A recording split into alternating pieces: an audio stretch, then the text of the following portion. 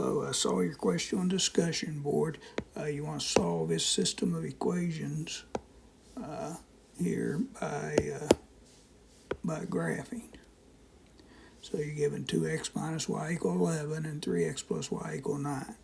Well, you don't use the graphing tool. I'm showing you by hand. So this equation, you have to find at least two. Well, you got to find two solutions to that graphing tool.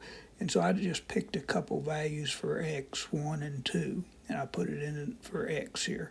So it'd be 2 times 1 minus y equal 11. Subtract 2 from each side. That'd be a negative y equals 9. Then you multiply or divide each side by negative, and so one solution is 1, negative 9. Then I put in 2 for x here, so it's 2 times 2 minus y equal 11. Subtract 4 from each side, so that leaves you negative y equals 7. Then multiply or divide each side by a negative 1. That gives you y equal negative 7. So here's the other order pair, 2, negative 7. Then you go work with the other equation, 3x plus y equal 9.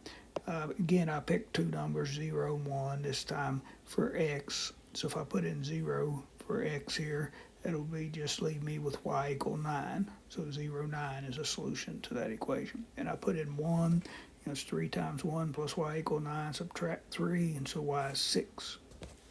So now I come over here and I plot the points. You'd be doing this a little bit neater with the graphing tool, but I plot the 1, negative 9, 2, 7. I get the first line, the 0, 9, and the 1, 6 here, and I get the second line.